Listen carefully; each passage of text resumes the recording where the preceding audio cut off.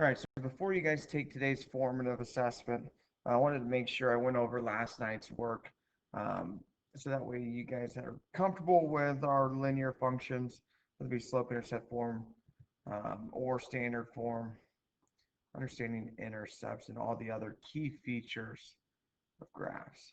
So here's a little key, here's a little review how my mind works as we went through last night's homework. Right, in slope intercept form side, it said the cost of food for an honor roll dinner is $300 plus $10 per student. The cost of the food as a function of numbers of students is shown in the graph. So that means, hey, the number of students versus cost is compared here. So that has the line. We want to pick out some key features. Here's the key feature: 300. That is our y-intercept. Right? It says how much the dinner cost starts at. Right? It starts at $300. And then we are dealing with a positive slope. We'll talk about the slope a little bit later. So write an equation that would represent the cost of a function. Right? So easiest equations to write would be in slope intercept form, right? Where I do need slope and I do have the y-intercept. So to start looking at slope and I start comparing these lines, and I can find slope by saying, okay, I started at this one point at 0, we started at $300. At 2 students, and not a good point, not a good point, not a good point, we find another good point, we can do a rise over run. But what I do understand is it is $10 per student. That should be our rate of change.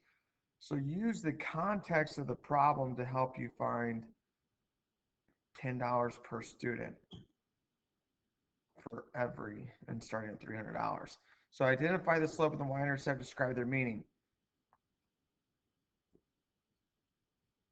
Dinner starts at $300. That is what your y-intercept means. And it costs. Remember, slope is rise over run. So what you're changing by versus what you're changing by. Right? Y's over x's. The dinner cost $10 per student. Cost, slope is cost per student. I remember that, cost per student. I'm going to compare those axes. So find the cost of food for every 50 students. So for the first 50 students, right, my graph doesn't go all the way to 50. And so how can I tell? It's pretty simple. Find the cost of food for 50 students. Students 50, that is my input. So using the equation I created, instead of plugging in x, I'm going to plug in 50. So 10 times 50 plus 300 should be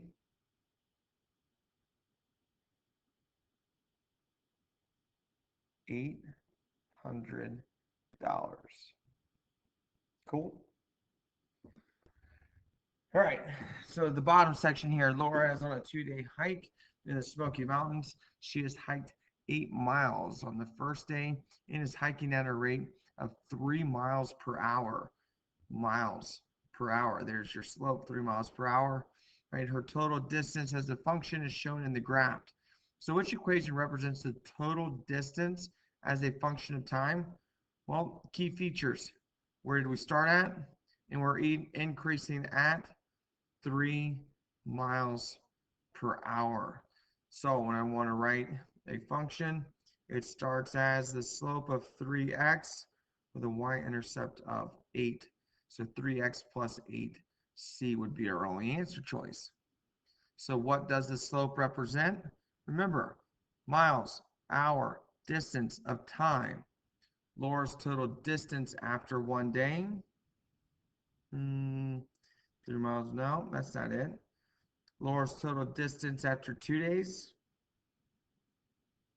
3 miles per hour. That's not it. The number of miles Laura hiked per hour on the first day. And this is what she's talking about in the first day of hiking. That should be the only answer choice that works. Ooh, take that back. I apologize.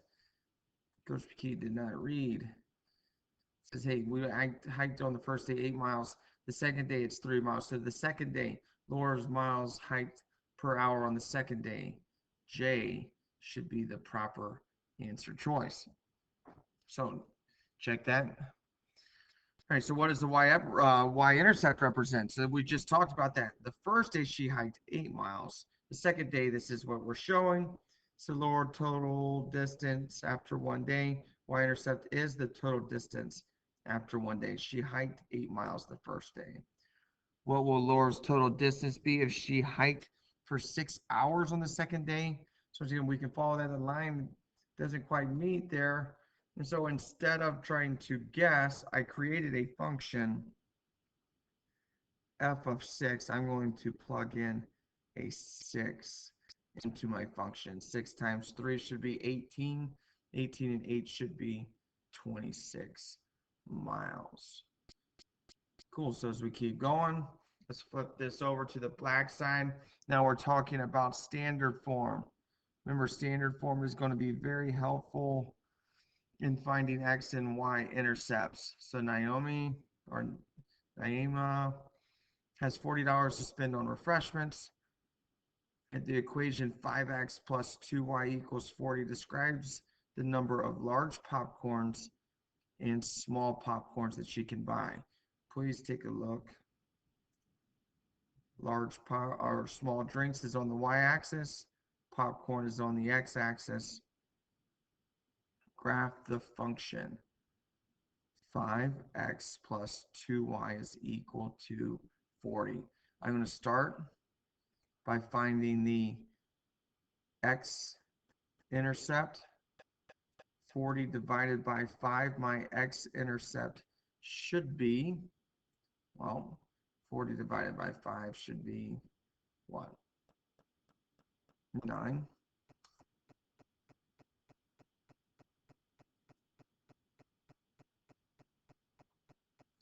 Sorry, 8.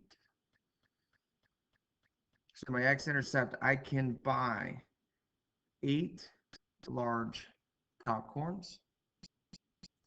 But when I do buy 8 large popcorns, remember, I can't buy any soft drinks. So now I'm going to change my color here to find the y-intercept.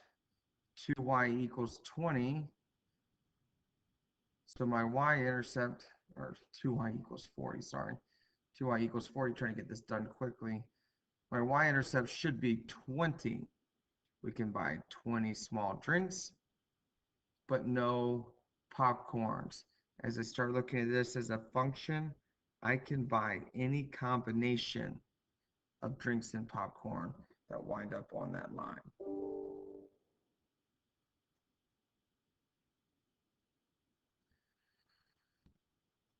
All right, question number 2. Turner is reading a 400-page book. He reads 400 pages every 5 minutes.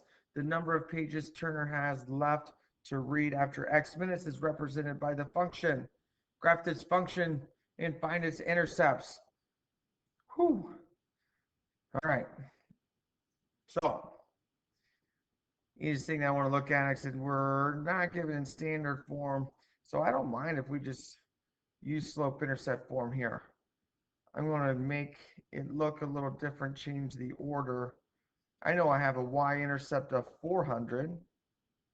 And what does that mean?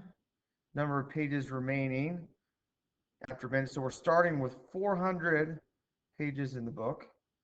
The slope goes down 4 over 5, down 4 over 5, down 4 over 5. Man, that's going to take a lot of counting out of 400. So any other ways that I can find the x-intercept? I'm going to replace this y value with 0. 0 equals negative 4/5 x plus 400. Right, so if I can solve for x, I can find that x-intercept. So minus 400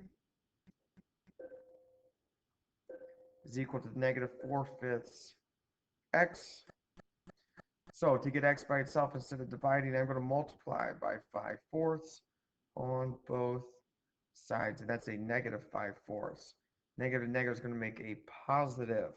All right, so give me a second to use my calculator. 5 times 400 divided by 4 equals 500. My x-intercept should be 500. 450, 465. Boom, we should be good.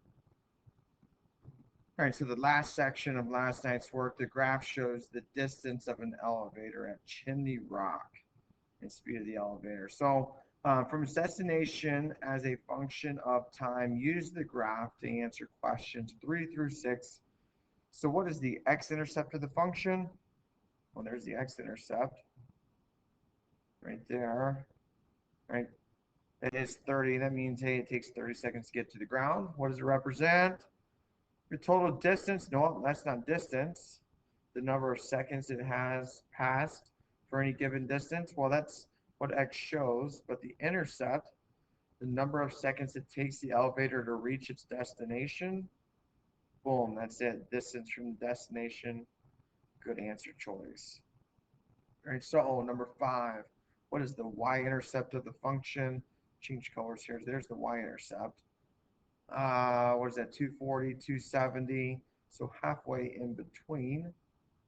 The only number that works for in between should be C. And what does that y-intercept represent? And so we're talking about distance from destination. The total distance from the elevator travels. That's not bad. The number of seconds. Well, it doesn't have anything to do with seconds. The number of seconds it takes. No. The distance that the elevator has traveled at a given time. No, that's what the line actually means. So the total distance says it hasn't started yet. F should be our answer choice. Right. Use that information. Use what you know about lines. Remember slope-intercept form. The slope, y-intercept. Standard form is used to find intercepts. Good luck on your formative.